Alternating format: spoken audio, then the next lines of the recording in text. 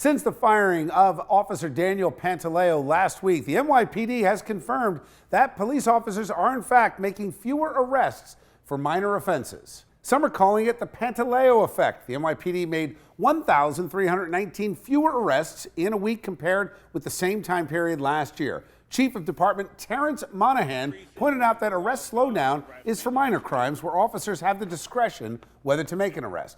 But he said officers are sending a message to Commissioner O'Neill and Mayor de Blasio about Pantaleo's firing. They're upset.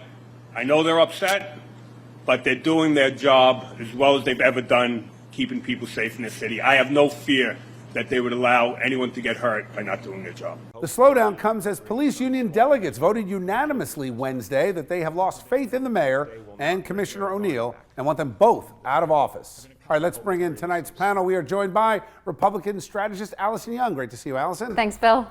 And Garland Nixon, radio talk show host, slightly to my political left. Good to see you, Garland. Great to be here. Allison, I'm going to start with you on this.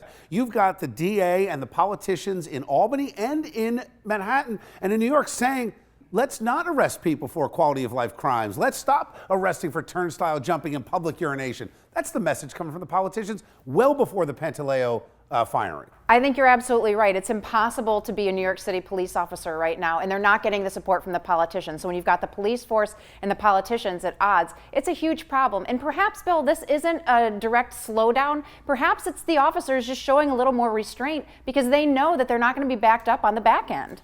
As a former law enforcement officer, politicians not having the backs of the cops is a very real thing. And I've got to believe that the morale right now, you talk to these cops, you hear from the PBA, morale is about as low as it can be. I think this is a good thing. I believe that there should be less arrests for misdemeanors. I personally believe, coming from law enforcement, that if a cop's arresting somebody for jumping a turnstile, he could be out after guns or he could be out after other crimes. So I am for this. I never believed that the New York City Police Department really believed in the broken windows theory, because if they had, they'd have applied it to their own agency. I disagree for this reason. When Rudy Giuliani took office and they put that policy in effect, which was essentially go after the minor crimes, go after the broken windows, the drug dealers, the jaywalkers, the squeegee men, you would end up reducing big crimes, and they did. I agree with you, and I disagree with Garland on this, because what you're saying and what you're pointing out is the rhetoric matters. And so what people are saying and what they're hearing right now with these mixed messages is,